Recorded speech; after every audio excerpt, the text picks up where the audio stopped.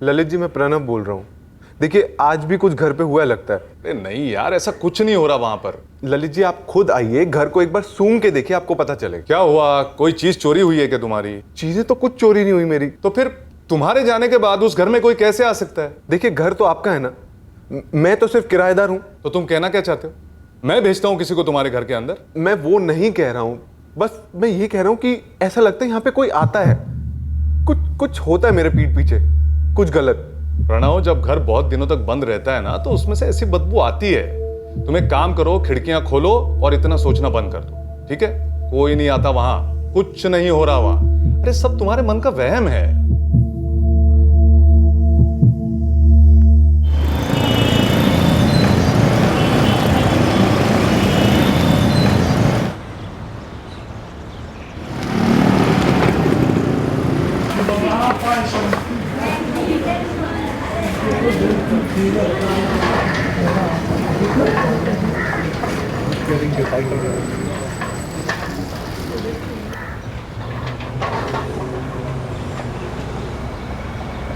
पापा बाय।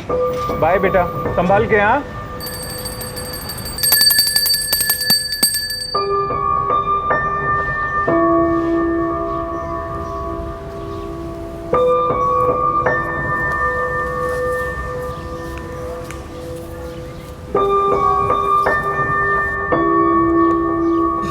माथा सीधा रख।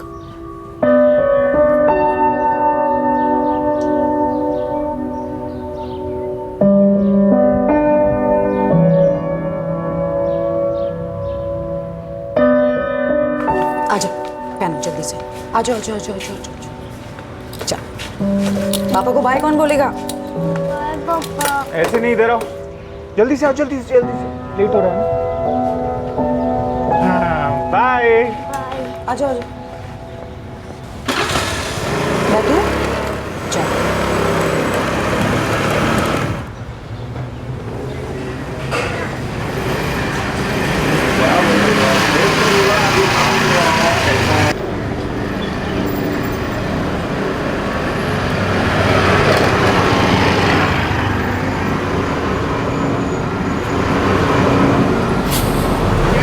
बेटा बेटा उतरो उतरो उतरो, जल्दी से। आजा आजा आजा। बाय। देखो बस छूट जाती ना। चलो चलो चलो चलो, ऊपर बाय हो जाए। जाओ जाओ, संभाल के। Bye bye bye. क्या यार, तू आज फिर लेट हो गई? हाँ यार, रचना की टेक्स्ट बुक नहीं मिल रही थी, पूरा घर ढूंढ मारा, तब जाके रवि के बैग में मिली है। चल बैठ। तू भी ना, चल।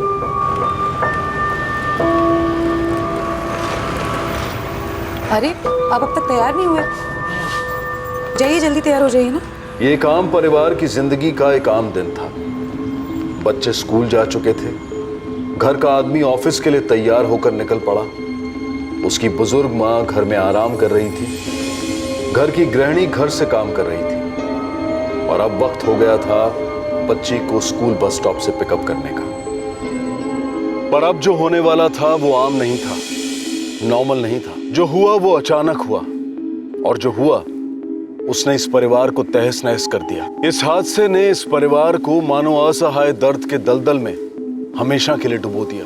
उस दोपहर क्या हुआ, कैसे हुआ, क्यों हुआ, ये किसी को मालूम नहीं पड़ा। माँ जी, मैं रचना को लेने जा रही हूँ।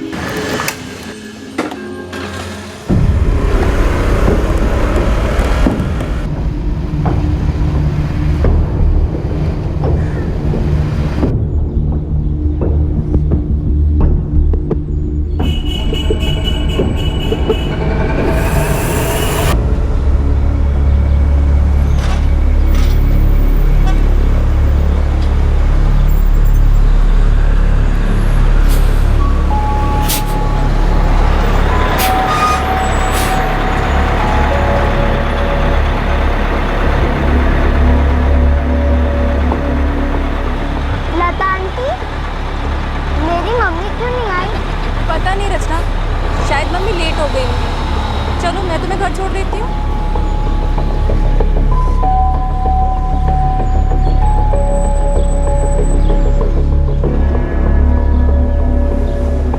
जाओ बेटा, दादी है घर पे, जाओ। दादी, मम्मी कहाँ है? मम्मी मुझे लेने क्यों नहीं आई?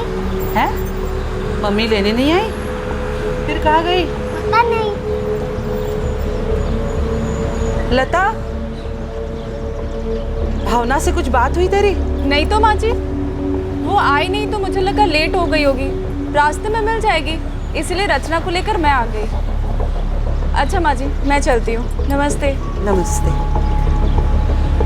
चलो बेटा, मुंह हाथ धो लो, मैं खाना परोसती हूँ। लेकिन आखिर मम्मी गई कहाँ? मम्मी आ जाएगी बेटा, अब चलो। चल तू खा ले।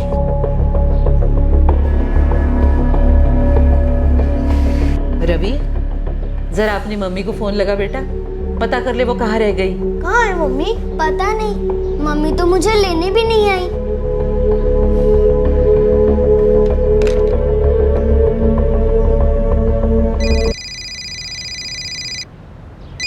दादी, मम्मी की फोन की रिंग तो अंदर से आ रही है।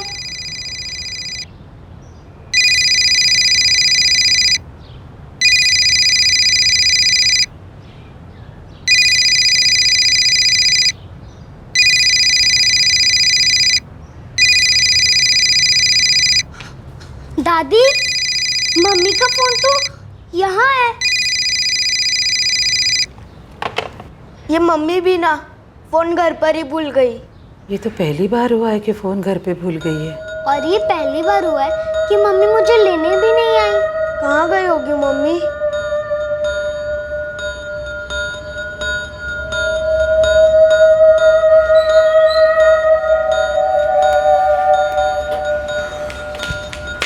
पापा, मम्मी कहाँ है? मुझे कैसे पता होगा बेटा, मैं तो बाहर से काम से आ रहा हूँ ना। चलो। आज मम्मा मुझे लेने भी नहीं आई। रोज की तरह कह के गई रचना को लेने जा रही हूँ।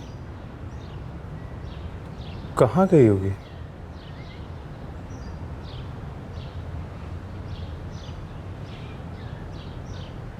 पापा, आप कहाँ जा रहे हो? बेटा, मम्मी को देखने जा रहा हूँ, शायद कहीं अटक गई होगी काम से।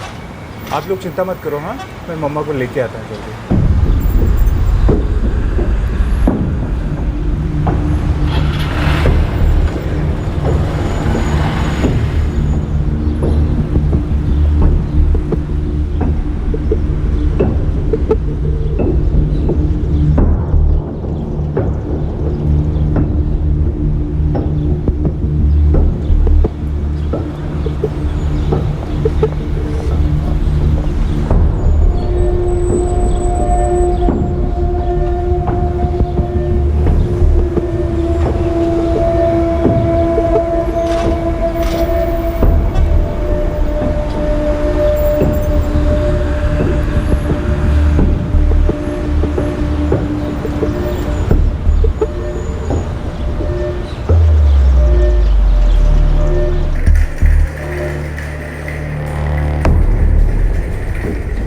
नहीं सर, सुबह से कोई एक्सीडेंट का केस नहीं आया है।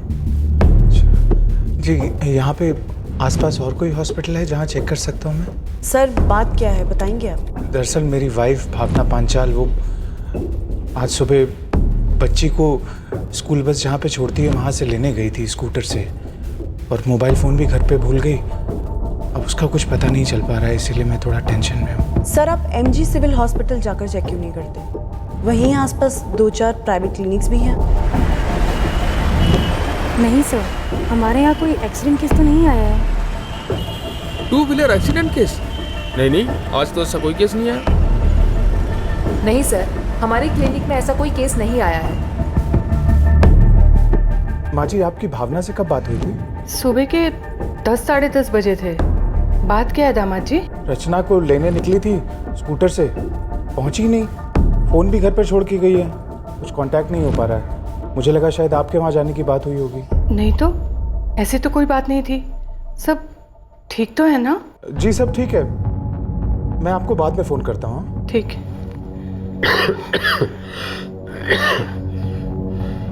क्या हुआ पद्मिनी?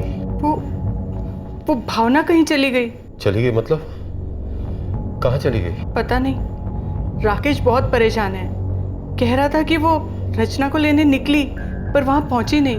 अर्चना दीदी, भावना ने कहीं और जाने की बात की थी क्या? नहीं राकेश, मेरी 2 दिन से कोई बात ही नहीं हुई और यहाँ आने की तो कोई बात ही नहीं थी। क्या बात है राकेश, कहाँ गई भावना? पता नहीं दीदी, कुछ पता नहीं चल रहा, इसलिए सबको फ़ोन कर रहा हूँ। तुम चिंता मत करो राकेश, मैं अभी तुम्हारे पारितो जीजू को फ़ोन करती हूँ, वो जल्दी तुम्हारे पास पहुँच जाएंगे, ठीक है? जी। पापा, मम्मा कहाँ है? बेटा आप चिंता ना करो, मम्मी जल्दी आ जाएंगी। हाँ?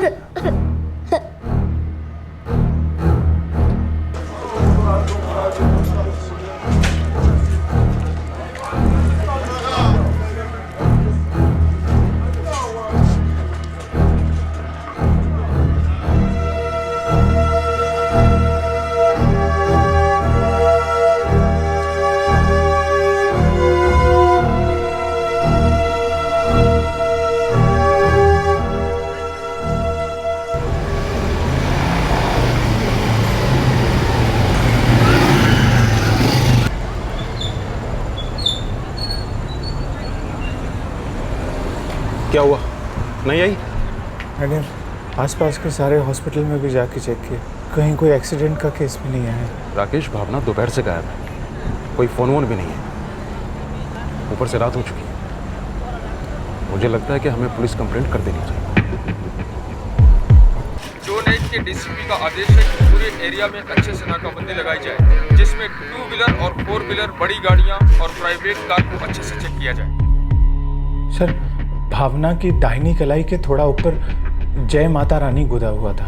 ठीक है, हम शहर के सभी हॉस्पिटल्स में चेक करेंगे। वैसे किसी काम की वजह से इनका कहीं बाहर आना जाना होता था? नहीं सर, वो घर से एम्ब्रॉयडरी का काम करती थी। मैंने उसके सारे क्लाइंट्स को भी फ़ोन करके पूछा, किसी को नहीं मालूम। स्कूटर का नंबर बताएंगे? जी। MP XX 12 5 K। हम अभी सर्च ऑपरेशन लॉन्च कर रहे हैं, जैसे कुछ पता चलेगा आपको फोन करेंगे। जी सर।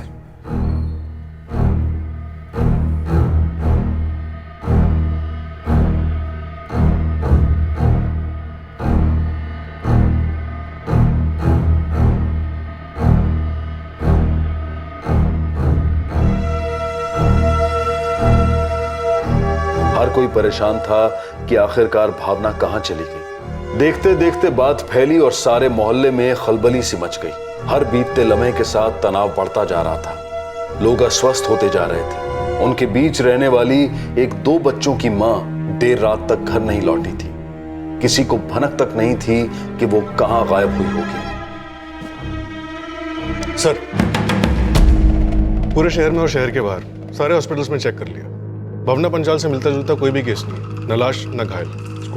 स्कूटर की और भावना की सारी डिटेल्स हर टोल नाके हर सिग्नल पे भेज दी गई, लेकिन अभी तक कुछ भी नहीं मिला। एक 30 साल की जवान औरत अपने घर से निकलती है बस स्टॉप से अपनी बच्ची को लेने के लिए, और फिर रात भर घर नहीं लौटती। सर, अगर भावना ने कहीं और जाना होता तो घर पे बता के जाती। जवान, इस वक्त हमारे सामने 360 पॉसिबिलिटीज है, पूरा सर्कल।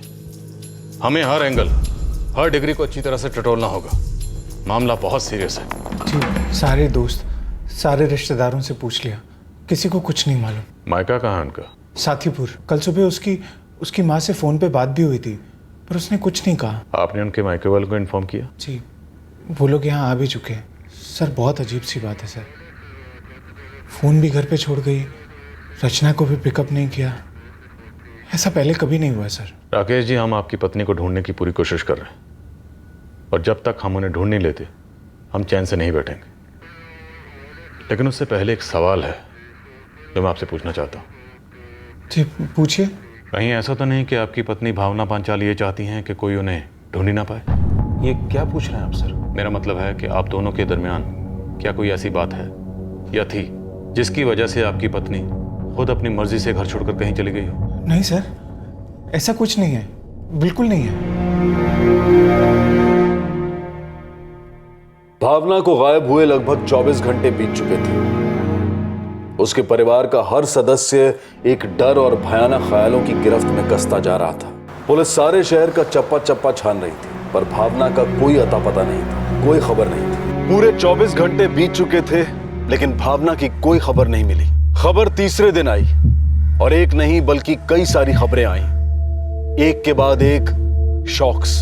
भावना के साथ क्या हुआ था ये अब भी रहस्य की धुंध में घिरा हुआ था, लेकिन ये हादसा, ये भयंकर घटना भावना से जुड़े सभी लोगों को एक लंबे अरसे तक झकझोर कर रखने वाली थी।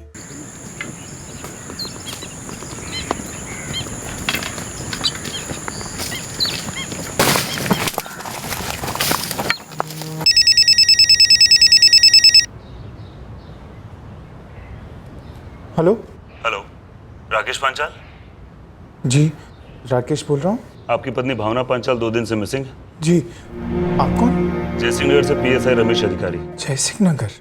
जी हाँ। राकेश, आपको तुरंत यहाँ आना हो। जी, कुछ पता चला क्या भावना के बारे में? एक बुरी तरह जली हुई लाश मिली राकेश। क्या? डिटेल्स आपकी पत्नी से मैच करते हैं। आपको शिनाख्त के लिए तुरंत यहाँ आना हो। क्या हुआ राकेश? किसका फोन था? जयसिंह नगर में क्या हुआ है?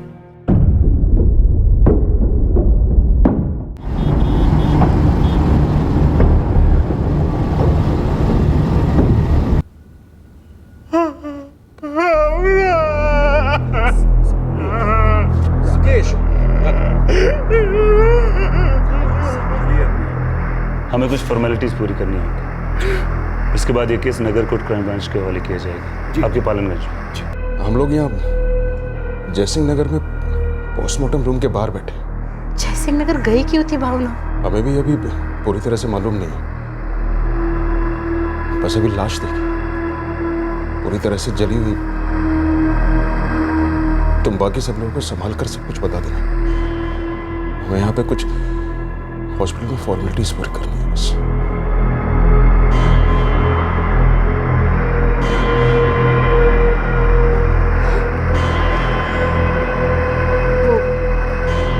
उनका फोन आया था। ये जयसिंह नगर की क्या बात है? वहां क्यों गए थे वो दोनों? जयसिंह नगर के जंगलों में वहां की पुलिस को एक जली हुई लाश मिली।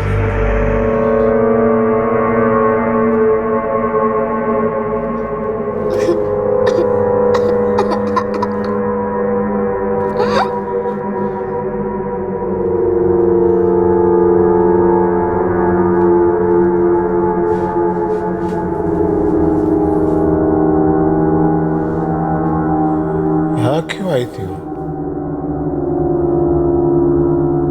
किसने किया होगा जी? राकेश, अब इन सारे सवालों का जवाब पुलिस देगी।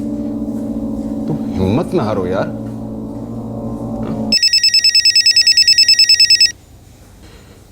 फोन बज रहा है, फोन उठाओ। फोन।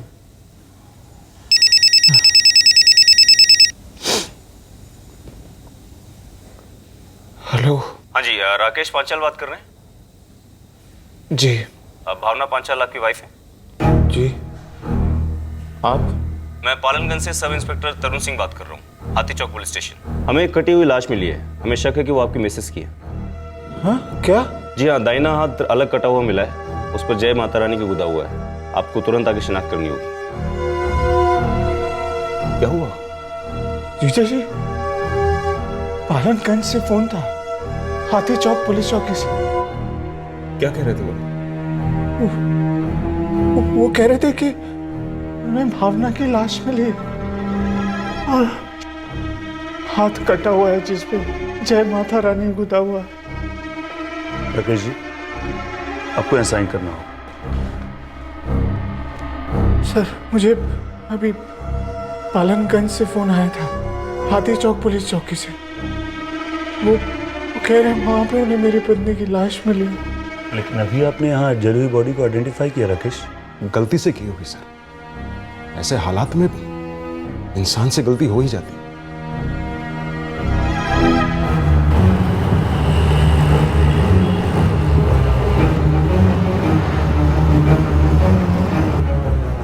सर, एक अजीब सी उलझन है। क्या हुआ? सर, हाथी चौक पुलिस स्टेशन को एक कचरे वाले ने टिप दिया कि भावना पंचाल का दाहिना टैटू वाला वो पहले मिला और बाद में बाकी के बॉडी पार्ट्स। तो इसमें उलझन वाली क्या बात है? सर, भावना का पति राकेश भी इस वक्त जयसिंह नगर सिविल हॉस्पिटल में है। वहां की पुलिस को भी एक जली हुई लाश मिली और राकेश ने लाश की आइडेंटिफिकेशन भी की। जैसे ही वो पेपर साइन करने वाला था, हाथी चौक से फोन आ गया। एक औरत 2 दिन से गुमशुदा थी और अब एक नहीं बल्कि 2 लाशें पाई गई थी, जिनमें से एक उसकी हो सकती थी। एक बुरी तरह जली हुई थी और एक टुकड़ों में बटी हुई थी। जली हुई लाश पीड़ित भावना के शहर से दूर जंगल में पाई गई थी। इसे भावना की ही लाश माना गया जब तक दूसरी लाश उसी शहर में मिली जहां भावना रहती थी। अब इनमें से कौन सी लाश भावना की थी और आखिरकार ये कैसा जुर्म था?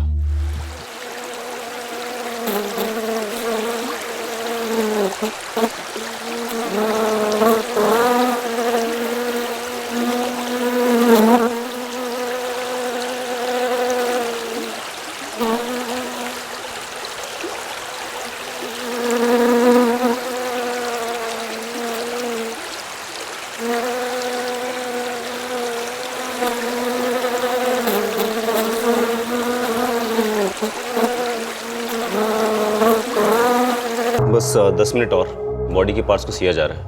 टोटल 8 टुकड़े मिले हैं बॉडी। तरुण सर, वो बॉडी पार्ट्स कहाँ जो आपको मिले जिसे आप भावना पंचाल समझ रहे हैं? सर सोचर हो रहे हैं सर। सभी पार्ट्स अलग अलग मिले थे। सारे बॉडी पार्ट्स मिले हैं? हाँ डॉक्टर, सारे मैंने खुद चेक किए हैं सर। टॉर्सो, हाथ पैर सब अलग अलग मिले। हमारे पालनगंज का एक मिसिंग केस है, भावना पंचाल, परसों से लापता है। ये ऐसे ही शिनाख्त नहीं करवा सकते सर। बॉडी भावना पंचाल की है। आप लोग बॉडी देख सकते हैं। हमसे जो बेस्ट बन पाया हमने कर दिया है। सर जब लाश मिली तो बदन पे कपड़े नहीं थे।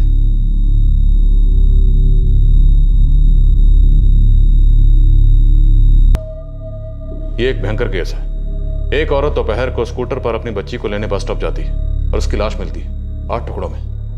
और एक काम पता करो, वो मोहल्ले से निकली भी थी या नहीं। मतलब सर? मतलब कि उसे स्कूटर पर किसी ने मोहल्ले से बाहर जाते देखा था या नहीं। तो आपको लगता है कि मोहल्ले के अंदर ही कुछ हुआ होगा? जहान कुछ भी पॉसिबल है। भावना पंचाल के पति राकेश पंचाल ने इतनी जली हुई लाश को कैसे आइडेंटिफाई कर लिया? कैसे इतनी आसानी से मान लिया कि उसकी पत्नी की लाश है? सवाल पर सवाल उठ रहे हैं। तुम स्कूटर पर फोकस करो, पता करो कि कहीं स्कूटर मोहल्ले में तो नहीं छुपाया हुआ। Right sir.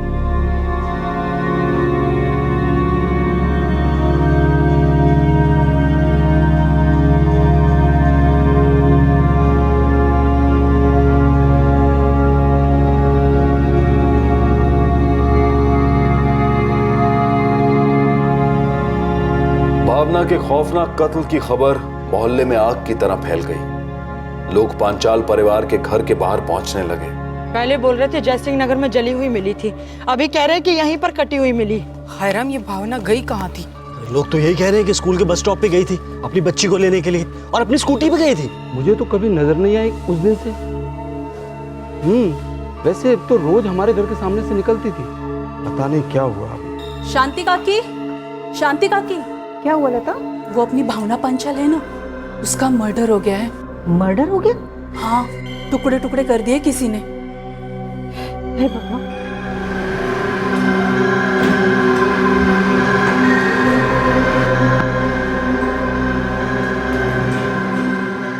भावना कहाँ गई थी?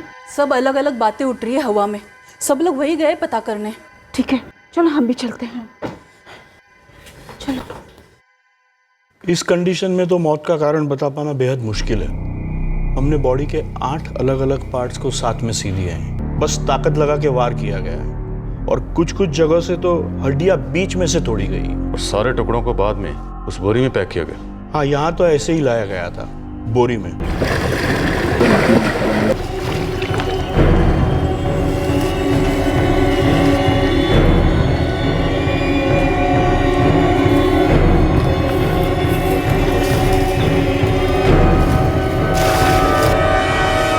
मेरी टीम पूरे नाले को छांट रही है, शायद मर्डर वेपन मिल जाए। कोई progress?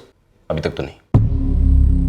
Doctor time of death बता सकते हैं? हाँ, इनिशियल एनालिसिस से इतना कह सकते हैं कि 48 घंटे हो गए होंगे। वैसे नाले की गंध और पानी की वजह से सड़न काफ़ी ज़्यादा हो चुकी है। 48 घंटे मतलब परसों जिस दिन ये गायब हुई, इसका मतलब जब गायब हुई तभी कत्ल किया गया। यही पॉसिबिलिटी है।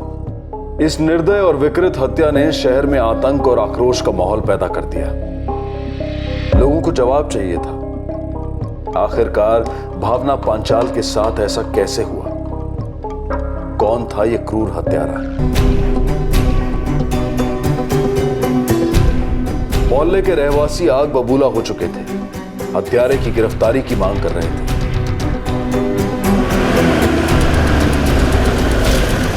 उन्होंने ऐलान कर दिया कि जब तक हत्यारा पकड़ा नहीं जाता वो लाश का क्रियाक्रम नहीं करेंगे। राकेश जी, परितोष जी, प्लीज कोऑपरेट कीजिए। देखिए, हमने हत्यारों को पकड़ने के लिए अपनी पूरी फोर्स लगा रखी है और हम उन्हें जरूर पकड़ेंगे, भरोसा रखिए। ये हादसा जितना आपके लिए दर्दनाक है उतना ही हमारे लिए शर्मनाक है। देखिए, आप लोग शांति बनाए रखिए। शांति? भावना 2 दिन तक गायब थी, तब आप लोग सो रहे थे और अब हमें शांति बनाए रखने के लिए कह रहे हैं। देखिए, हम पहले दिन से इस केस के ऊपर लगे हैं, हमें भी उतना ही दुख है। प्लीज मेरी रिक्वेस्ट है, आप क्रियाक्रम कर दीजिए। इस सारे हंगामे से केस से धन बढ़ जाएगा, तब कातिलों को पकड़ना और भी मुश्किल हो जाएगा।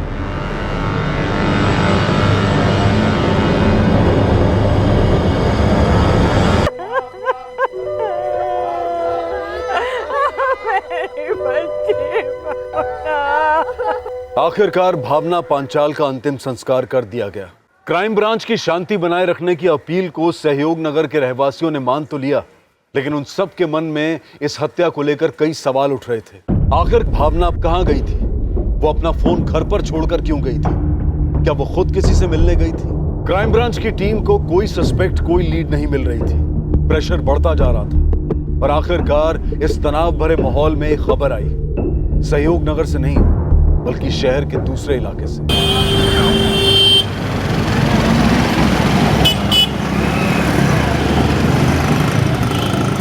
साहब, स्कूटर मिल गया है। कहाँ? ये संतराम क्रॉसिंग के पास एक पार्किंग लॉट है।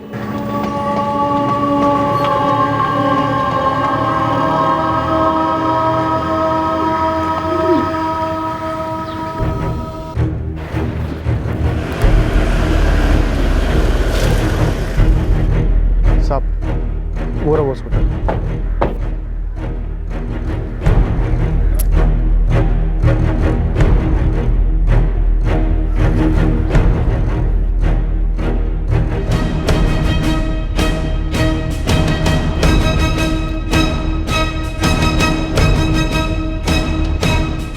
लगता है खून है। शर्मा, सर, तुरंत फोरेंसिक को बुलाओ। Right sir. सर, यहाँ सीसीटीवी तो है ही नहीं। तू तो है ना? स्कूटर यहाँ पे किसने खड़ी की? कब खड़ी की? बिल बुक की पार्किंग की काउंटर फाइल देखनी पड़ेगी। स्कूटर जिसने यहाँ पार्क किया था उसका चेहरा याद है? थोड़ा थोड़ा याद है सर। रसीद मैंने ही बनाई थी। थोड़ी बहस भी हुई थी। कैसी बहस? साहब, हैंडल लॉक खुला छोड़ के जाना, दूसरी गाड़ी आएगी तो आगे पीछे करने में आसानी होगी। भाई, मेरा स्कूटर अगर किसी ने चुरा लिया तो भरपाई कौन करेगा? तू? सर, ये कोई बगीचा थोड़ी ना है, बिना रसीद के कोई टच भी नहीं करने दूंगा। मैंने हैंडल लॉक कर दिया, अब जो उखाड़ना है उखाड़ ले। अजीब आदमी है।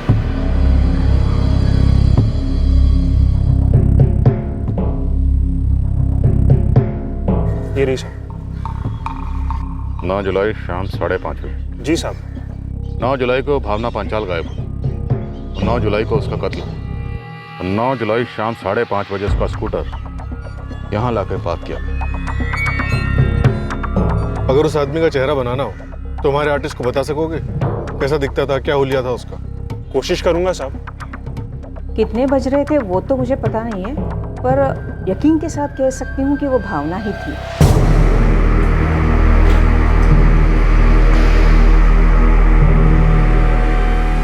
तो वो अकेली थी? हाँ, अकेली ही थी और पीछे भी कोई नहीं बैठा था। यह है सहयोग नगर, तो यहाँ पे भावना पांचाल का घर है। तो यहाँ से फिर ये हाथी चौक का वो नाला है जहाँ पर हमें भावना पांचाल की लाश मिलती है, और वो भी 8 टुकड़ों। उसके बाद यहाँ पर वो संतराम क्रॉसिंग, जहाँ पर भावना पांचाल का स्कूटर पार्क किया गया। जाहिर सी बात, स्कूटर हत्यारे ने पार्क किया होगा, और वो भी तकरीबन शाम के 5:30 बजे। सिर्फ सहयोग नगर, जहाँ भावना पांचाल का घर है, वहां से हाथी चौक का नाला तकरीबन 20 मिनट की दूरी पर बाय स्कूटर। सर, इस हाथी चौक नाले से संतराम क्रॉसिंग के पार्किंग लॉट तक बाय स्कूटर कुछ 25 मिनट से आधा घंटा लगता है। उस औरत के मुताबिक शांति, राइट? यस सर, शांति। शांति के मुताबिक उसने भावना पांचाल को स्कूटर पर अकेले जाते देखा, उसके साथ और कोई नहीं था। यस सर, उसने कहा कि पीछे स्कूटर पे और कोई नहीं बैठा था। और भावना अपना मोबाइल फोन घर पर छोड़ के गई, साथ नहीं लेकर गई। जो सर उसके पति के हिसाब से पहले कभी नहीं हुआ। मैं ये नहीं समझ पा रहा हूँ कि वो फोन घर पे छोड़ के क्यों गई थी। इससे पहले कभी ऐसा हुआ नहीं था। कभी ऐसा हुआ तो नहीं था, पर हो सकता है कि रचना को लेने 10 मिनट दूरी गई थी, तो शायद इसलिए फोन न ले गई। बिना सेल फोन के? नहीं तो उसका फोन हमेशा उसके हाथ में ही होता था, और वैसे भी आजकल बिना फोन के घर से बाहर निकलता ही कौन है। तो फिर भावना पांचाल उस दिन अपना फोन साथ में क्यों नहीं लेकर गई? वो जानबूझकर अपना फोन घर छोड़ गई या फिर भूल गई? जबकि आज के दौर में मोबाइल फोन इंसान का साया बन चुका है। कोई भी शख्स कहाँ जाता है, कितने बजे जाता है, उसके फोन से उसकी पूरी इंफॉर्मेशन मिल सकती है। सर शायद आपको जैसे पहले लग रहा था वैसे ही कुछ हो। शायद ये भावना मोहल्ले से बाहर ही ना गई हो। सर वो घर से तो निकली थी, ये तो पक्का है। उसकी सास ने कहा कि वो घर से निकली थी, और सर उस मोहल्ले की शांति ने, उसने भी देखा था उसको। और सर अगर मान लेते हैं कि उसकी सास झूठ बोल रही है, पर वो शांति, सर वो क्यों झूठ बोलेगी? तो ये पक्का मान के चलते हैं कि भावना पांचाल घर से निकली थी। अगर वो घर से निकली थी तो फिर बस स्टॉप क्यों नहीं पहुंची? कोई माँ अपनी बच्ची को लेने के लिए घर से बाहर निकलती है तो उसको लेने की बजाय कहीं और क्यों जाएगी? सर हो सकता है उसे रोक दिया गया हो कहीं बीच रास्ते में।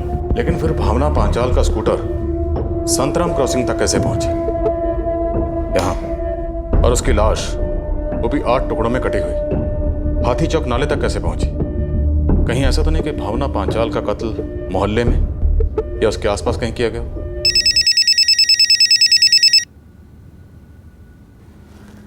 बोलो ऑफिसर। स्कूटर पर पाया गया खून भावना पंचाल का ही है, तो आप अंदाजा लगा सकते हैं कि वो जो लाश वाली बोरी थी उसे शायद स्कूटर पर लांद कर नाले पर ले जाया गया था। Thank you very much. Scooter पर मिला खून भावना पांचाल का ही है। पूरे चांसेस हैं कि भावना पांचाल का कत्ल मोहल्ले में ही हुआ। लेकिन अजीब बात है कि किसी ने कुछ भी नहीं देखा। सर हो सकता है ये अंदर की बात है और हम लोग बाहर हाथ पैर मार रहे हैं। जोहान, मुझे ये बात शुरू से अजीब लग रही है कि भावना पंचाल का पति राकेश पंचाल एक जली हुई लाश को अपनी पत्नी की लाश क्यों कह रहा है, जबकि लाश बुरी तरह से जली हुई है। उस लाश को पहचानना लगभग नामुमकिन है। फिर भी राकेश ये क्यों कह रहा है कि उसकी पत्नी की लाश है? कहीं ये राकेश पंचाल हमें गुमराह तो नहीं कर रहा? सर स्केच आर्टिस्ट के साथ पार्किंग लॉट वाले से मिलते हैं, हो सकता है स्केच से भावना के कातिल का चेहरा सामने आ जाए।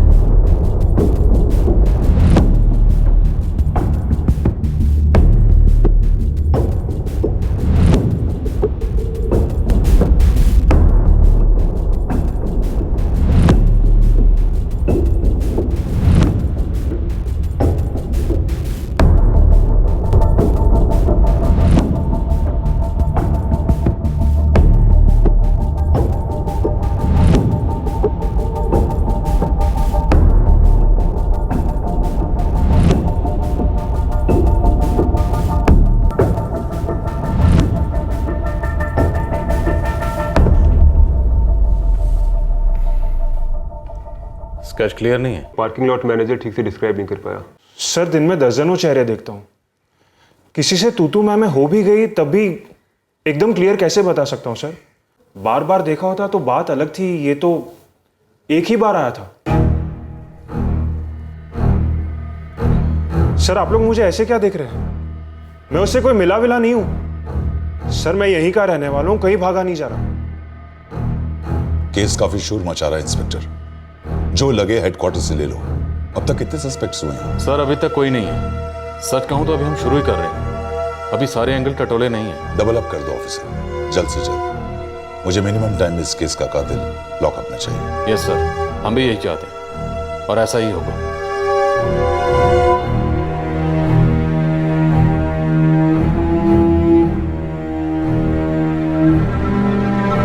अचानक एक अजीब घटना हुई थी। भावना अपने घर से अपनी बच्ची को स्कूल बस स्टॉप से लेने अपने स्कूटर पर निकली थी, लेकिन वो स्कूल बस स्टॉप पर पहुंची ही नहीं जहां उसकी बेटी की बस आती थी। और अजीब बात यह भी थी कि किसी को कोई आइडिया नहीं था कि वो बीच रास्ते में कहां चली गई और उसका इतना डरावना मर्डर कैसे हुआ और क्यों।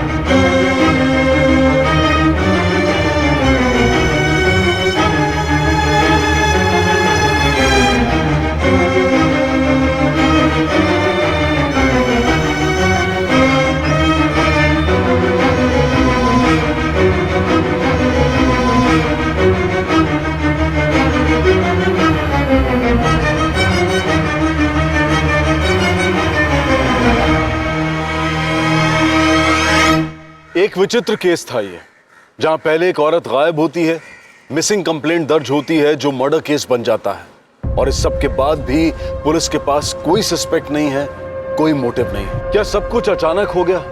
क्या बच्ची को स्कूल बस स्टॉप से पिकअप करते वक्त खास उसी दिन सेल फोन का घर पर छूट जाना एक इत्तेफाक था?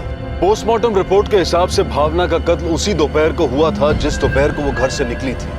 सेक्सुअल असॉल्ट के कोई निशान नहीं थे, लेकिन हाथों पर स्ट्रगल के निशान जरूर थे। भावना इस खौफनाक मौत के मुंह में कैसे गिर पड़ी, या उसे वहां धकेला गया था? मोहल्ले से स्कूल बस स्टॉप के रास्ते में अचानक ऐसा क्या हो गया जिसकी वजह से भावना अपनी मंजिल तक पहुंची ही नहीं? भावना पांचाल बीच रास्ते में अपनी अहम जिम्मेदारी छोड़कर कहां चली गई? उसकी बॉडी नाले में कैसे पहुंची और स्कूटर आधे घंटे दूर पार्किंग लॉट में कैसे पहुंचा? दूसरी तरफ उसी शहर का एक किराएदार चिंतित था। उसे लग रहा था कि उसके घर में उसकी पीठ पीछे कुछ चल रहा था। क्या इस बात का भावना पांचाल के कत्ल से कोई कनेक्शन था? जॉन, तुम सहयोग नगर मार्केट में सभी दुकानों पर जाओ, एक भी दुकान छूटनी नहीं चाहिए। सर। पुष्पा। Yes sir. तुम राकेश पांचाल की फैमिली से दोबारा बात करो, सबसे। Okay sir. कॉल रिकॉर्ड्स का क्या स्टेटस है? सर, भावना और उसके पति राकेश दोनों के कॉल रिकॉर्ड्स कल शाम तक मिल जाएंगे।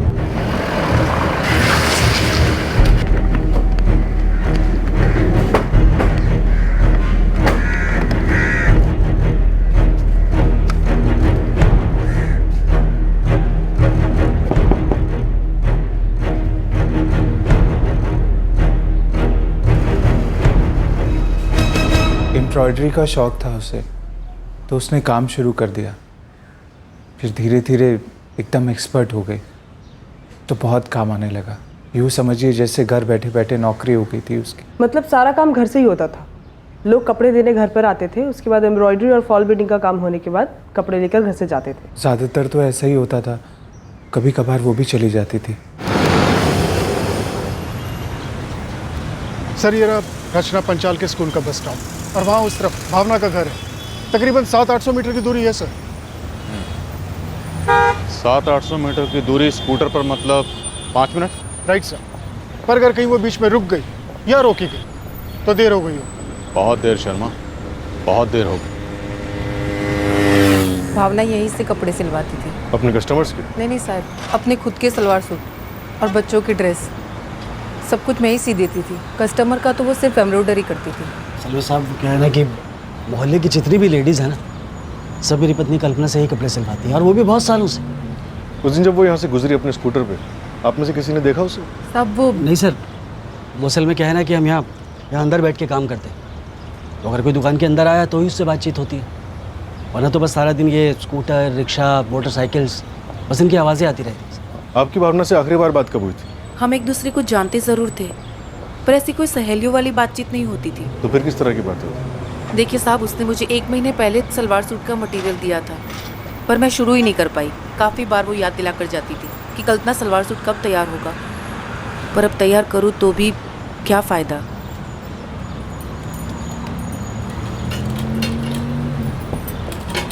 दुश्मनी? हाँ, दुश्मनी भावना की। किसी से कोई अनबन हुई थी, कोई झगड़ा हुआ था, या किसी ने कोई धमकी दी थी? नहीं मैडम, मेरी पत्नी एक सीधी सादी घरेलू औरत थी। उसका किसी से क्या झगड़ा वगड़ा होता, तो घर के बाहर ही नहीं जाती थी। और घर के अंदर राकेश जी? मतलब परिवार के अंदर ही अंदर किसी से कोई अनबन, कोई दुश्मनी? शांति व्यास जी, उस दिन भावना पांचाल को जब आपने स्कूटर पे देखा, उसके साथ स्कूटर पर और कोई नहीं था? जी नहीं, वो अकेली थी, इधर से आई और वहाँ चली गई। अकेली? हाँ, अकेली थी। ठीक है, थैंक यू। बातें मतलब यही सब कि आज खाने में क्या बनाया, बच्चों की पढ़ाई, सास की तबीयत, बस यही सब। उसके पति के साथ कैसे संबंध थे राकेश के साथ? ठीक ही होंगे, मतलब उसने कभी कुछ कहा नहीं। अगर कोई प्रॉब्लम होती तो वो मुझे ज़रूर बताती। यहाँ से शांति व्यास ने भावना पांचाल को स्कूटर पर अकेले देखा था, वो जगह यहाँ से कितना, तकरीबन 250 मीटर होगी? लगभग 300 मीटर सर। स्कूटर पे 5 मिनट?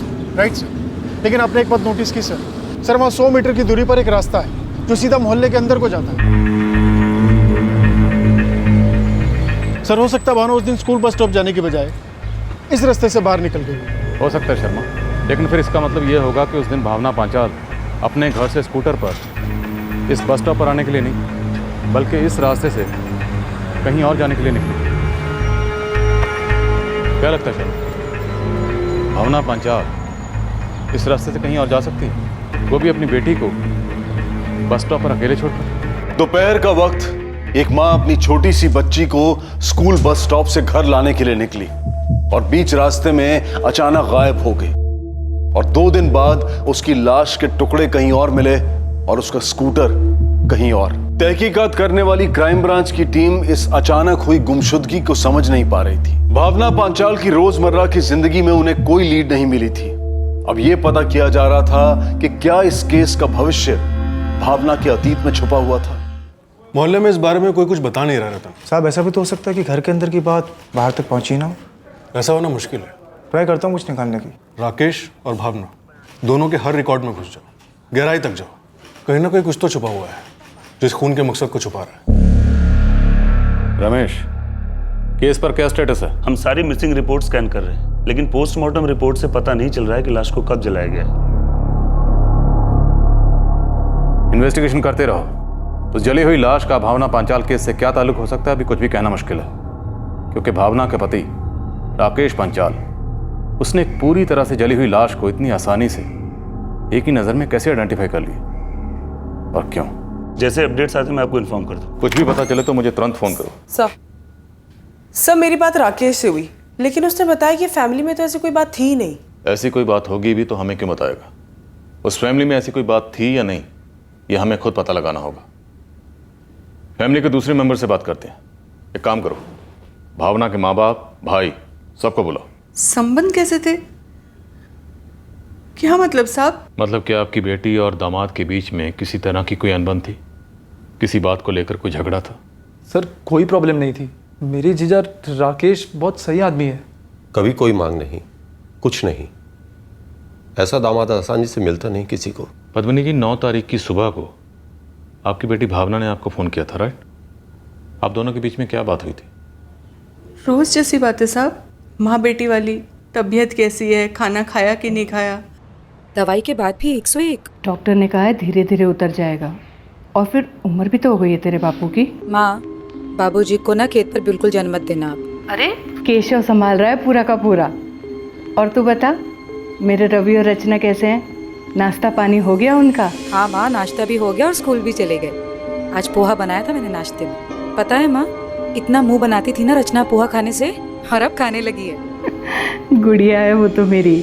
और दोनों का स्कूल कैसे चल रहा है? पूछो मत माँ, रवि के पीछे भागना पड़ता है कि पढ़ाई कर लो पढ़ाई कर लो, और रचना अपना होमवर्क भी खुद से कर लेती है। भावना बेटा, तू तो ठीक है ना? हाँ माँ, मैं ठीक हूँ। आप बस अपना और बाबूजी का ध्यान रखो। और वैसे भी यहाँ घर और काम, बस इन चीज़ों में कैसे टाइम निकल जाता है पता ही नहीं चलता। साहब आप ये पति पत्नी के बीच के झगड़े वाला एंगल क्यों ढूंढ रहे हो, जबकि ऐसा कुछ है ही नहीं। हमें अपनी इन्वेस्टिगेशन पूरी करने के लिए सारे एंगल ढूंढने पड़ते हैं। साहब अभी तक कुछ पता चला नहीं। अभी हम पता लगाने की कोशिश कर रहे हैं कि भावना अपनी बेटी को बस स्टॉप पर लेने के बजाय कहाँ और क्यों चली गई।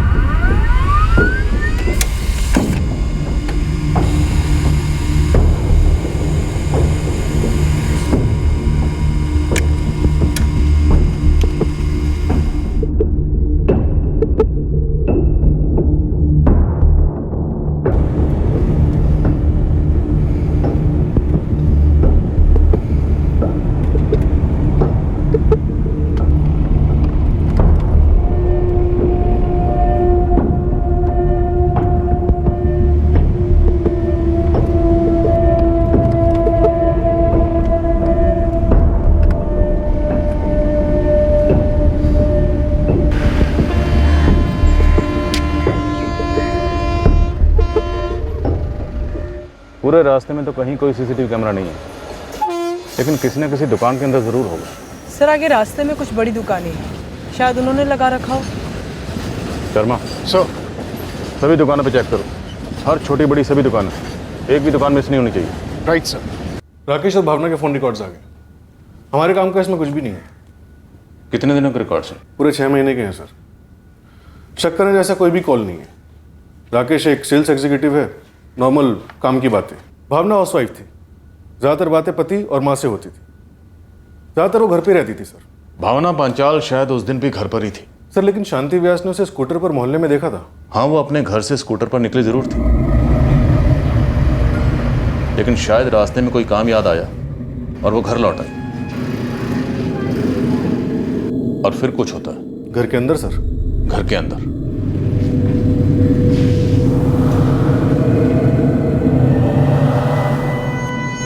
क्यों? ऐसा हो सकता है? हो सकता है सर। लेकिन अगर ऐसा हुआ है तो ऐसा क्यों हुआ होगा ये तो पता चले। वो तो पता चल जाएगा सर, लेकिन इस सीक्वेंस में काफी लॉजिक बैठ रहा है। भावना किसी कारण से घर वापस आती है और कांड हो जाता है। रात को उसकी मिसिंग कंप्लेंट दर्ज कराई जाती है। 2 दिन बाद राकेश जयसिंह नगर से उसकी जली हुई बॉडी को आइडेंटिफाई करता है और उसी दिन भावना की कटी हुई बॉडी कहीं और से मिलती है और ये राकेश बुरी तरह फंस जाता है। भावना की लाश पर कपड़े नहीं थे। नाले में 3-3 बार ढूंढा गया सर, लेकिन मर्डर वेपन नहीं मिला। हो सकता है भावना पांचाल को पहले कहीं मारा और काटा गया और उसके बाद इस नाले में लाकर उसकी लाश को फेंका गया, जल्दबाजी में और बेरहमी से। चौहान, इन सारे सवालों के जवाब हमारे आसपास ही घूम रहे हैं, बस हमारी पकड़ में नहीं आ रहे। साहब, इन दोनों पति पत्नी के लिए इतनी शादी है कि एक झटके में पूरी की पूरी कुंडली सामने आ गई। कहीं कुछ अमंगल? नहीं साहब, सब कुशल मंगल। 11 साल पहले शादी हुई, अरेंज मैरिज। 2 साल के बाद एक लड़का हुआ और 5 साल के बाद एक लड़की। राकेश पांचाल का एक सिंपल सा सेल्स का जॉब है। ईमानदार आदमी है, ईमानदारी से काम करते हैं। भावना पहले बाहर काम करती थी, फिर घर से ही काम करने लगी। बाकी इन दोनों के बीच लड़ाई झगड़ा, मारपीट या कोई अफेयर ऐसा कुछ था नहीं। 11 साल पहले की डिटेल निकाल देते। शादी से पहले कोई रिश्ता, कोई बॉयफ्रेंड कुछ तो रहा होगा, चाहे जितना भी छोटा हो। मुझे सारी डिटेल चाहिए। साहब, हमको सीसीटीवी की जरूरत ही नहीं पड़ती। हमारे 4 लड़के हैं, चारों की नज़र सीसीटीवी से ज़्यादा तेज़ है। सीसीटीवी इंसानों की तरह पलक नहीं झपकती, ना इंसानों की तरह जज्बात होते हैं। लगा ले, इससे पहले देर ना हो जाए।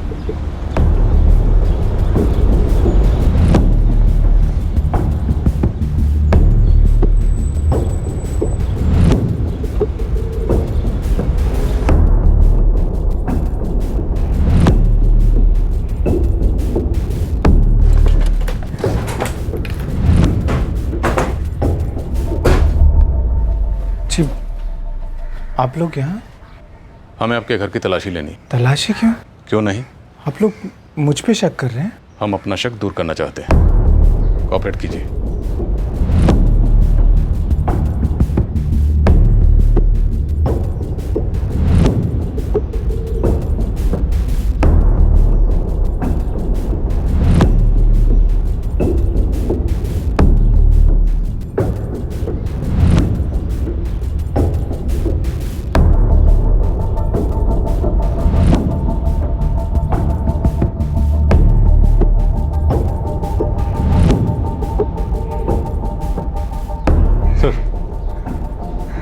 कुछ नहीं मिला।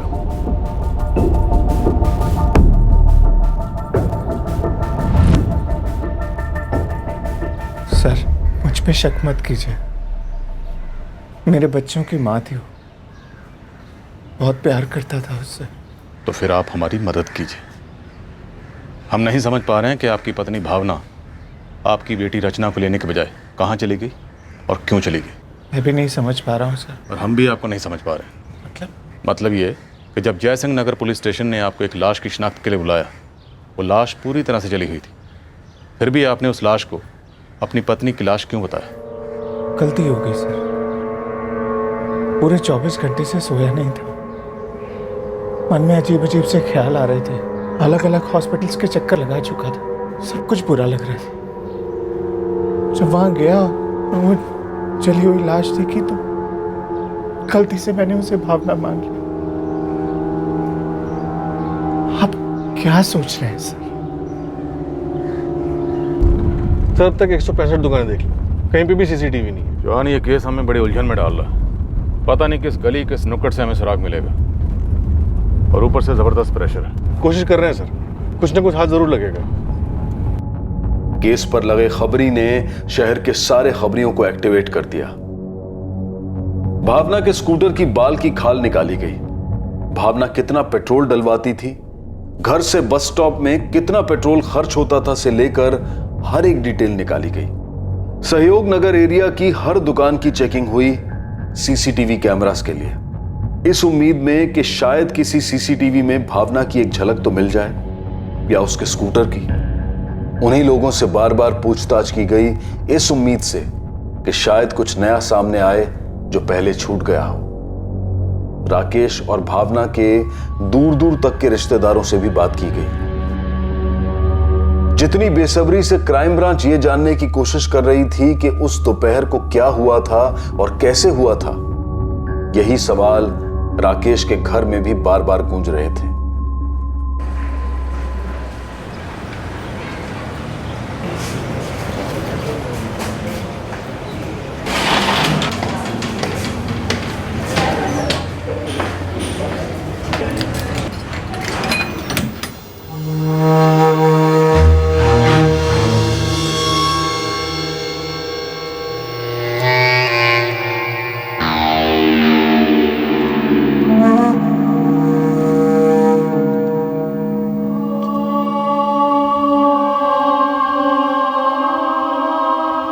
कम से कम 150 लोगों से पूछताछ हुई। दिन हफ्ते बने और हफ्ते महीने। इस केस के हर एंगल को बार बार टटोला गया और फिर भी हम जीरो पर हैं, बिग जीरो। सर हम अपनी ओर से पूरी कोशिश कर रहे हैं, बस एक सुराग मिल जाए सर। सर हमने पति पत्नी दोनों के बैकग्राउंड चेक किए, दोनों के बैकग्राउंड एकदम क्लियर है, किसी तरह का कोई झगड़ा नहीं, कोई अनबन नहीं, कुछ नहीं। और वो दूसरी जयसिंह नगर वाली लाश, उसका भी तो कुछ नहीं हुआ अब तक। सर हम इस केस को भावना पांचाल केस से जोड़ने की कोशिश कर रहे हैं, लेकिन अभी तक कुछ मिला नहीं। देखो इंस्पेक्टर, ये भावना पंचाल केस एक भयंकर मर्डर केस है। इतने महीने हो गए हमें एक लीड तक नहीं मिली।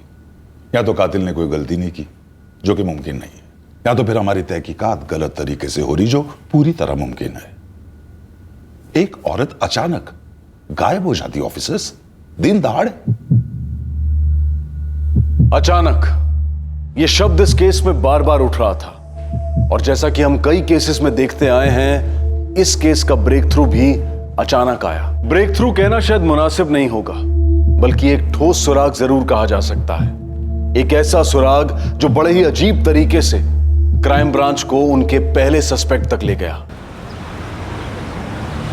अब सर हमारा सारा सामान अंदर है, तो हम सीसीटीवी से अंदर की तरफ ही देखेंगे ना, सड़क से हमारा क्या लेना देना। तो तुम्हारे पास ये एक ही सीसीटीवी है बस? हाँ। वैसे साहब एक बात पूछ सकता हूँ, आपको किस चीज़ की तलाश है? भावना मर्डर केस सुना होगा? अरे बाप रे, इस केस के बारे में कौन नहीं जानता साहब। तो बस उस केस में हम थोड़ा सा कहीं अटक गए। मुझे ना वो सामने उस रोड की तरफ वाली सीसीटीवी का फुटेज चाहिए, और वो देखकर आप ये पता कर सको कि उस दिन वो कहाँ चली गई थी। तुझे पता कहाँ चली गई थी? नहीं साहब, केस के बारे में अखबार में पढ़ता रहता हूँ मैं। वैसे आपने सीसीटीवी फुटेज का, तो मुझे एक बात याद आई। बोल। सर ये मर्डर 9 जुलाई को हुआ, राइट? क्या बात है, तुझे डेट भी याद है? अभी आते ही आपने मुझसे पूछा कि 9 तारीख का सीसीटीवी फुटेज दिखाओ। ठीक है, तुम कुछ कह रहे थे। साहब मैं ये कह रहा था कि भावना पांचाल का मर्डर 9 जुलाई को हुआ। हाँ। और 11 जुलाई को मेरे यहाँ एक आदमी मुझसे मिलने के लिए। कौन? ये मुझे नहीं मालूम वो कौन था, लेकिन उसने आते ही आपकी तरह मुझसे सीसीटीवी फुटेज मांगी। क्यों? राम जाने साहब, उसने मुझे आते ही कहा कि 9 जुलाई की सीसीटीवी फुटेज दिखाओ। 9 तारीख? वही तो। मैंने उससे पूछा भाई तू है कौन, लेकिन उसने अपने बारे में बताने से मना ही कर दिया। बार बार सीसीटीवी फुटेज मांग रहा था 9 तारीख की। मैंने उसे कह दिया भाई हम अरे गहरे को सीसीटीवी फुटेज नहीं दे सकते। अच्छा, वो जो आदमी था जिसने तुमसे ये सारी बात की, वो ठीक यहीं खड़ा था जैसे मैं खड़ा हूँ, और यही सब बातें कर रहा था? हाँ बिल्कुल। और ये रहा मेरा कैमरा, मैं अभी आपको 11 तारीख की सीसीटीवी फुटेज दिखाता हूँ। 9 तारीख की? सर, इस बंदे से पहले पूछताछ कर चुके थे, लेकिन तब निकल के कुछ नहीं आया। ये देखिए।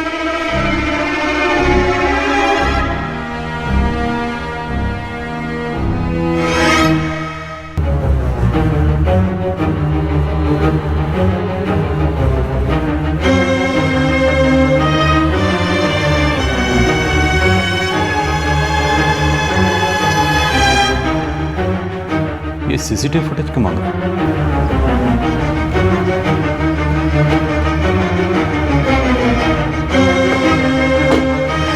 ये क्या हुआ साहब, फिर से कुछ पूछताछ करनी? जब तू हर बार सच छुपा रहा है, तो हमने सोचा इस बार अलग तरीके से पूछते हैं।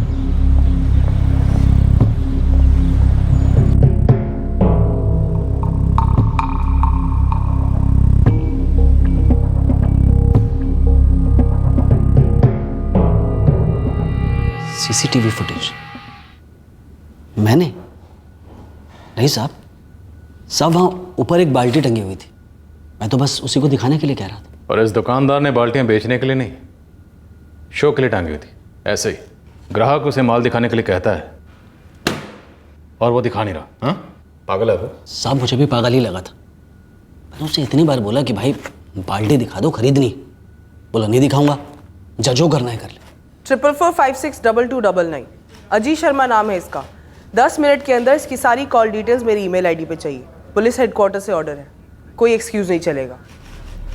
इस अजीत शर्मा की एक एक डिटेल चाहिए मुझे, बचपन से लेकर आज तक, आज सुबह तक। मुझे भी उतनी ही तकलीफ हुई थी जितनी बाकी लोगों को, कि हमारे मोहल्ले की भावना पंचाल का इस तरीके से मर्डर हो गया। अभी तुम्हें तकलीफ हुई नहीं है, लेकिन होगी जरूर, और बहुत तकलीफ होगी अगर तुमने हमें ये नहीं बताया कि तुम सीसीटीवी फुटेज क्यों मांग रहे हो। साहब मैंने कोई सीसीटीवी फुटेज नहीं मांगी, मैं तो बाल्टी लेने गया था।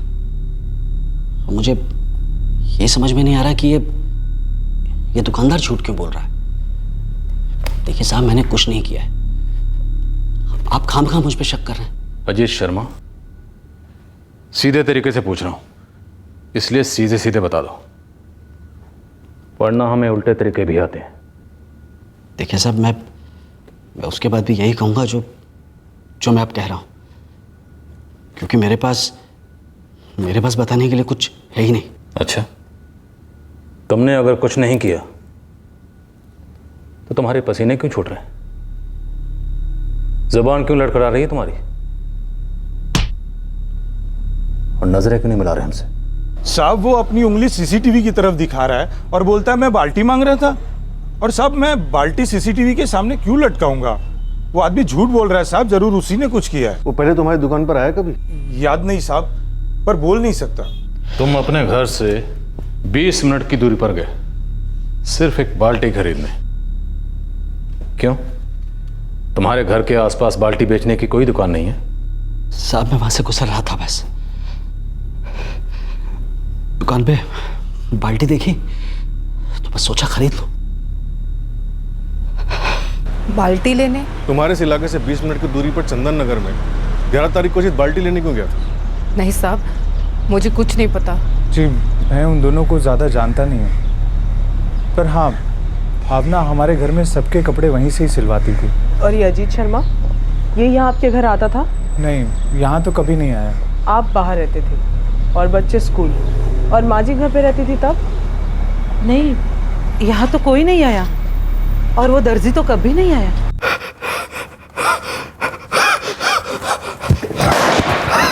अजीत! अजीत! लगता था मैं का मरीज है सर, ये इसका इनहेलर भी नहीं है सर इसके पास। एम्बुलेंस बुलाओ जल्दी। Right sir. Ajit! Ajit! Ajit! Ajit! Sir Ajit अभी ठीक है, उसे अटैक आया था, एस्थमा का पेशेंट है।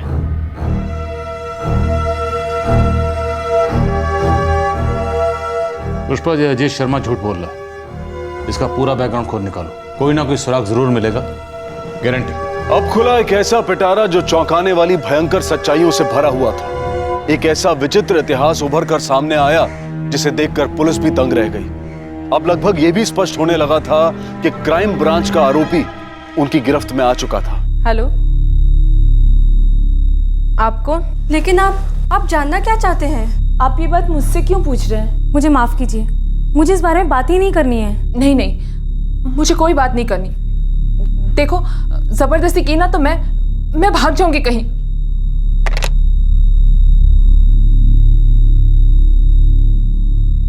सर बड़ी अजीब बात है, इस अजीत शर्मा के कॉल रिकॉर्ड्स में कई अलग अलग औरतों के नंबर्स हैं और हर कोई इसके बारे में बात करने से डर रही है, कतरा रही है। सर पिछले 2 दिनों में इस अजीत ने कम से कम 9 औरतों से कॉन्टैक्ट किया। उन औरतों में से कोई भी बात करने को राजी नहीं है। बड़ी मुश्किल से एक को मनाया सर, गारंटी दी है इस रैकेट में उसका नाम नहीं आएगा। रैकेट क्या है?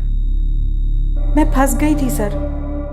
डरिए मत, आपका नाम नहीं पूछूंगा, आपको कभी पुलिस स्टेशन भी नहीं आना होगा, किसी को पता नहीं चलेगा कि आपने कभी मुझसे बात भी की थी। भेजिए जगह को बताइए। कुछ 1 साल पहले मैं संयोग नगर से गुजर रही थी, मेरे फोन का बैलेंस खत्म हो गया था। उसकी दुकान पर बोर्ड देखा तो मैं वहां गई। फिर उसने मेरा नंबर सेव कर लिया था, फिर उसने मुझे कांटेक्ट किया। इस अजीत शर्मा ने, वो किसी स्कीम के बारे में बोलने लगा। बहुत पैसा बनाने का मौका था। मैं लालच में आकर वहां चली गई और फिर वहां क्या हुआ? बताइए, डरिए मत। सर मैंने चेक किया, इस अजीत शर्मा की उस मोहल्ले में पहले एक मोबाइल शॉप भी थी, जहां से औरतों के नंबर लेकर उन्हें फंसाता था। जी सर। उस औरत ने बताया कि उनकी वीडियोस भी बनाता था। वीडियोस? ब्लैकमेल? जी सर। सभी घरेलू औरतें थी, हाउसवाइफ्स, आसानी से फंस जाती थी। और इस अजीत शर्मा की भावना से फोन पर कभी बात नहीं हुई? एक बार भी नहीं सर, मैंने डबल चेक किया। मैम, ये अजीत शर्मा आज से 3 साल पहले अंदर हुआ था, ब्लू फिल्म बनाकर उनकी सीडी बेचता था।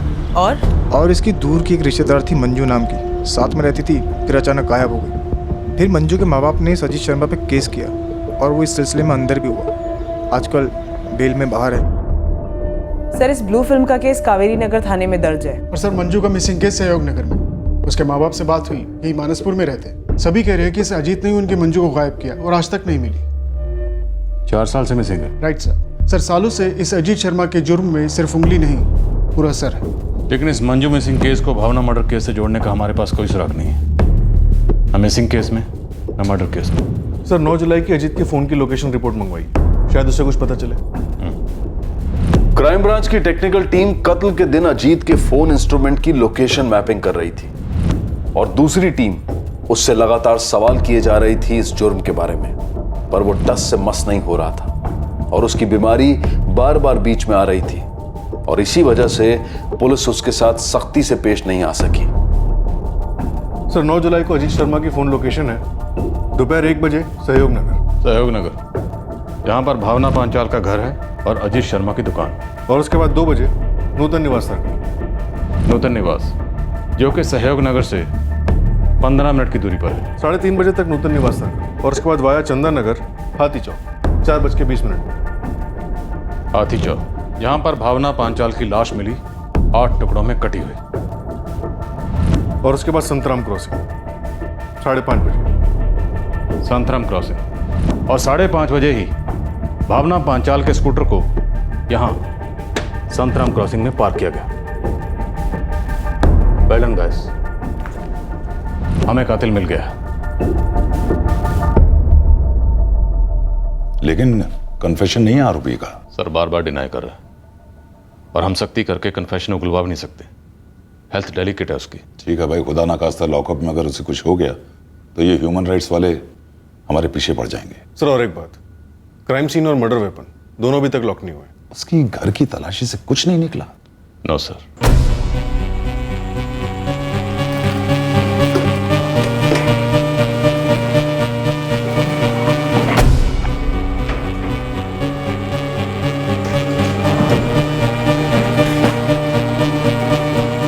अब ये सेल फोन्स की लोकेशन को हम बतौर सर्कमस्टेंशियल एविडेंस के तौर पर पेश नहीं कर सकते। That we know. हमें ठोस कॉन्क्रीट सबूत चाहिए इस बंदे को नेल करने के लिए। सर अभी तक तो नहीं है, लेकिन जरूर मिल जाएगा। इंस्पेक्टर, उसकी इंटरोगेशन में ज्यादा वक्त जाया मत करो, कोई और तरीका ढूंढो एविडेंस पाने का। हमें कंक्रीट सबूत चाहिए ही चाहिए, वरना केस वीक बनेगा और हम कुछ नहीं कर पाएंगे। इन्वेस्टिगेशन अजीत शर्मा की तरफ मजबूत इशारा कर रही थी, लेकिन अब तक क्राइम ब्रांच के हाथ कोई ऐसा ठोस सबूत नहीं आया था जिसकी बिना पर वो अजीत को गिरफ्तार कर सके। और वो अजीत पर ज्यादा जोर भी नहीं दे पा रहे थे क्योंकि अजीत की तबीयत नाजुक थी। अब क्राइम ब्रांच ने भी एक नजाकत भरा रवैया अपनाया और बड़ी चालाकी से इस केस को क्रैक किया। उसकी आप चिंता मत कीजिए, नाम चेहरा कुछ भी सामने नहीं आएगा, गारंटी है मेरी। देखिए मैडम, हम आपकी हिचकिचाहट समझते हैं, आप भी समझने की कोशिश कीजिए, ये कत्ल का केस है। हमें सिर्फ शक नहीं है, हम जानते हैं कि ये कत्ल इसी ने किया है। हम ये जानना चाहते हैं कि ये कत्ल इसने कहाँ किया है। लेकिन मुझे कैसे मालूम होगा कि उसने उस औरत का मर्डर कहाँ किया है? ये समझता हूँ आपको ये नहीं पता होगा, लेकिन आपको ये तो पता होगा कि उसने वो ब्लू फिल्म कहाँ बनाई थी। मुझे उस घर में दोबारा जाना पड़ेगा? जी नहीं, आपको दोबारा जाने की बिल्कुल जरूरत नहीं। आप वहां गई हैं, सिर्फ हमें वहां का एड्रेस बता दीजिए, काफी होगा।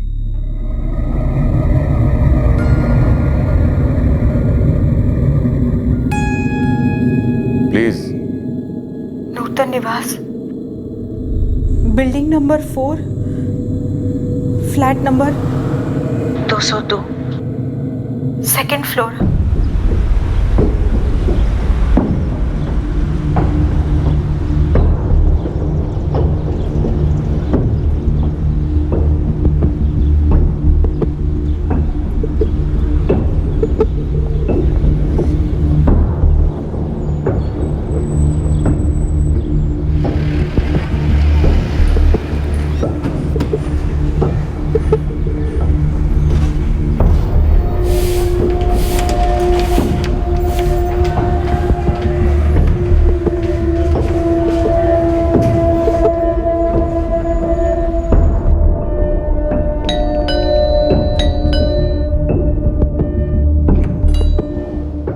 क्या नाम है तुम्हारा? आप कौन? Crime branch. सर मेरा नाम प्रणव चौरसिया। सर क्या हुआ? सर क्या बात है सर?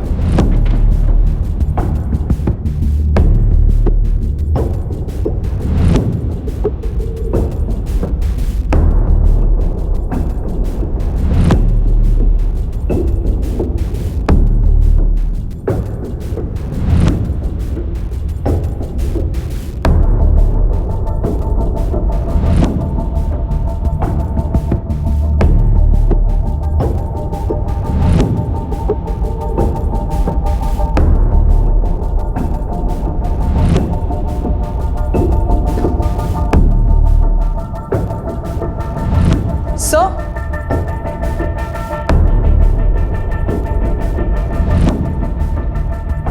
लगता है क्राइम सीन और मर्डर वेपन मिल गया। तुरंत फोरेंसिक को बुला। सर कसम से ये सब क्या है? मेरे को कुछ नहीं मालूम सर। प्रणव चौरसिया, अकेले रहते हो? जी सर मैं अकेला रहता हूँ, लेकिन ये घर मेरा नहीं है सर, मैंने किराए पर लिया है। लेकिन रहते तो तुम ही हो ना? लेकिन मैं आधे से ज्यादा टाइम तो टूर पर रहता हूँ सर। सर आप मेरे मकान मालिक से बात कीजिए एक बार। मैं उनको कई बार बोला है कि कुछ अजीब सा लगता है मुझे अपने पीठ पीछे। जब भी मैं टूर से आता हूँ मुझे कुछ गड़बड़ लगती है यहाँ पे। और सर कुछ दिनों पहले मुझे कुछ बू आ रही थी, मैंने वो बात भी बताई, लेकिन वो कह रहे घर पे कोई नहीं आता। कौन है तुम्हारा मकान मालिक? भावना पंचाल की लाश के 8 टुकड़े किए गए थे। अब तेरे 8 टुकड़े करूंगा, तुझे जिंदा भी रखूंगा। नहीं साहब वो क्या? वो क्या? सर मिला हुआ है सर। इस ललित तोमर का फोन नंबर अजीत शर्मा के कॉल रिकॉर्ड में हर दूसरे दिन में आता है। वो सब दोस्त है, वो अजीत मेरा दोस्त है सर। अब अपने दोस्त के साथ फांसी के फंदे पर चढ़ना।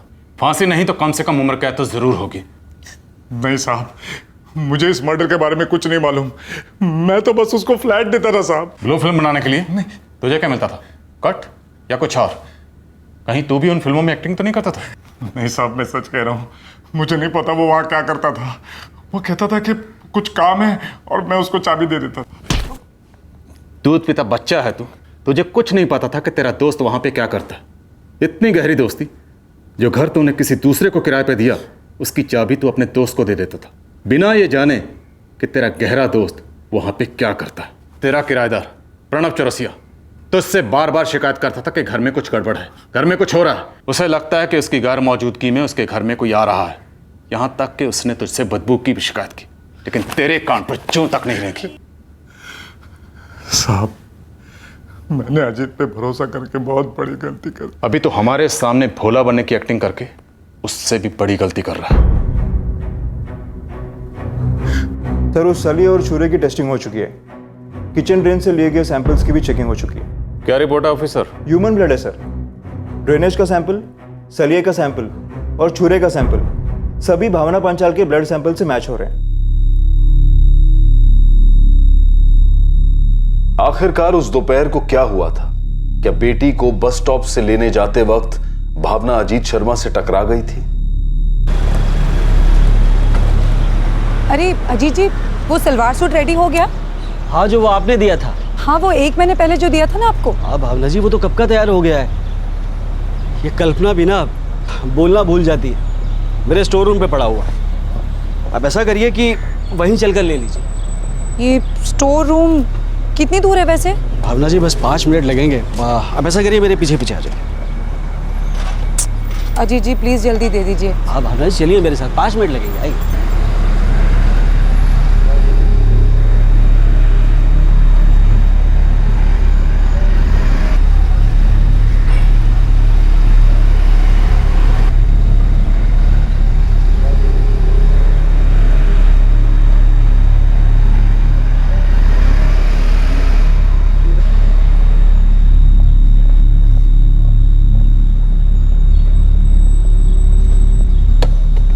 प्लीज़ जल्दी कीजिए। 5 मिनट कहा था आपने, 10 मिनट हो गए हैं। रचना को बस स्टॉप भी लेने जाना है। भाजी हम पहुंच गए हैं, सिर्फ 2 मिनट। आइए ना, मैं अभी आपको सूट दूँ।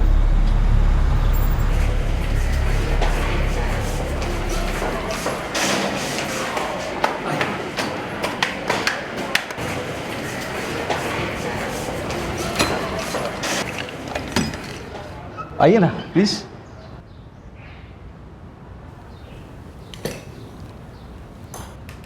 ये तो घर है किसी का, स्टोर रूम नहीं लग रहा है।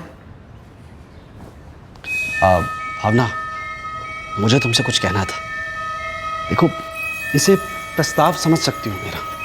क्या बकवास कर रहे हैं आप? पागल हो गई क्या? नहीं भावना, देखो तो मेरी बात सुनो, इसमें हम दोनों का फायदा।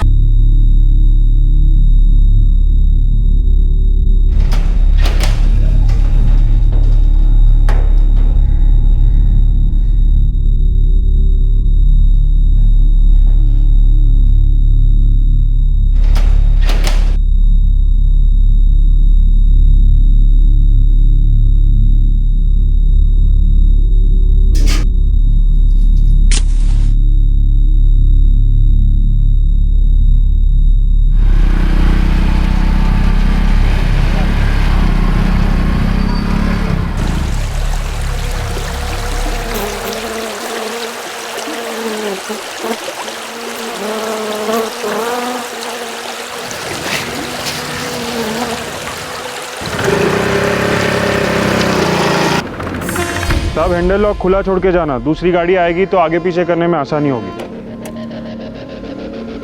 अरे भाई, अगर मेरी गाड़ी किसी ने चुरा ली तो उसकी भरपाई तू करेगा? अरे बगीचा थोड़ी ना है सर, बिना रसीद के किसी को टच भी नहीं करने देंगे। अच्छा सुन, मैंने हैंडल लॉक कर दिया है, जो उखाड़ना है उखाड़ ले। अजीत शर्मा, ऐसा ही हुआ था ना? ऐसा आप कह रहे हैं साहब, मैं नहीं। तो ठीक है, तुम बताओ कैसे हुआ था? क्या बताऊं साहब, जब कुछ हुआ ही नहीं। मैं ना भावना पांचाल से कभी मिला ना उसे किसी घर ले गया। साहब मैंने कुछ नहीं किया। अब यही बात कोर्ट में कहना, कोर्ट में तुम्हारे इस झूठ से पर्दा हटाएंगे। अजीत शर्मा, तुम्हारे खिलाफ हमारे पास पूरे सबूत हैं। अब तुम्हारी कहानी खत्म। साहब आप मुझे फंसाने की कोशिश कर रहे हैं। आपको मेरे खिलाफ कोई सबूत नहीं मिल सकता। सबूत कहां से मिलेगा जब मैंने कुछ किया ही नहीं? अब भी कह रहा मासूम है। सर, अब हमारे पास सबूतों की कमी नहीं है, सारे हालात की रिपोर्ट है, सब कुछ है। सर, छुरे और सरिये पर खून तो मैंने एविडेंस चाहिए। ये पार्किंग अटेंडेंट इसे कोर्ट में पहचानेगा? पहचानेगा सर, बस एक बार इस अजीत शर्मा को हम फॉर्मली अरेस्ट करके कोर्ट में पेश कर दें तो सब सही हो जाएगा। बस इतना ख्याल रखना, ये अजीत शर्मा कहीं विक्टिम कार्ड ना खेल जाए, बीमारी का बहाना बनाकर या कोर्ट में टॉर्चर वगैरह की बकबक ना शुरू कर दे। सर, उसकी तबीयत तो जैसी थी वैसी ही है, इनफैक्ट बेहतर है। तगड़ी चार्जशीट बनेगी, पूरा क्राइम सीन रिक्रिएट होगा, और वो भी सबूतों के साथ। अजीत शर्मा अपनी बात पर अड़ा रहा। वो कहता रहा कि उसका भावना पांचाल के कत्ल में कोई हाथ नहीं है। भावना का पति राकेश दंग रह गया ये जानकर कि अजीत ने किस इरादे से उसकी पत्नी को फंसाया और कितनी निर्दयता से उसका कत्ल कर दिया। पांचाल परिवार इस बात को हजम नहीं कर पा रहा है कि उस दोपहर को जब भावना घर से निकली थी रचना को पिकअप करने, वो दिन अचानक उन सब की जिंदगी हमेशा के लिए बदल देगा। मोहल्ले के रहवासी शौक में हैं कि उन्हीं लोगों के बीच में कोई ऐसा भक्षक रहता था जिसने भावना पांचाल का कत्ल कर दिया। कल्पना शर्मा अब भी अपने पति की तरफदारी कर रही है, जबकि सारे सबूत अजीत के खिलाफ हैं। प्रणव, जिसे अक्सर लगता था कि उसकी पीठ पीछे उस घर में कुछ गलत होता है, अब उस घर से निकल गया है और दूसरे मकान में रह रहा है। रोज की तरह अपनी बच्ची को स्कूल बस स्टॉप से घर लाने के लिए निकली थी भावना पांचाल। अचानक उसके दिमाग में ख्याल आया कि अजीत की दुकान पर जाकर उस सलवार सूट के बारे में पूछ लिया जाए, और उसकी जिंदगी बीचों बीच खत्म हो गई अचानक।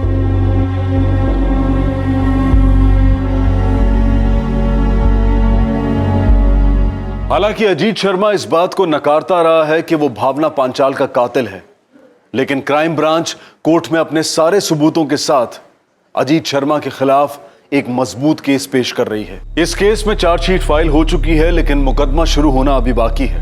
और आरोपी अजीत शर्मा इस वक्त न्यायिक हिरासत में है। सबूतों और गवाहों की ताकत पर अदालत में क्राइम ब्रांच द्वारा लगाए गए आरोपों के खिलाफ अजीत शर्मा को अपना बचाव करना होगा।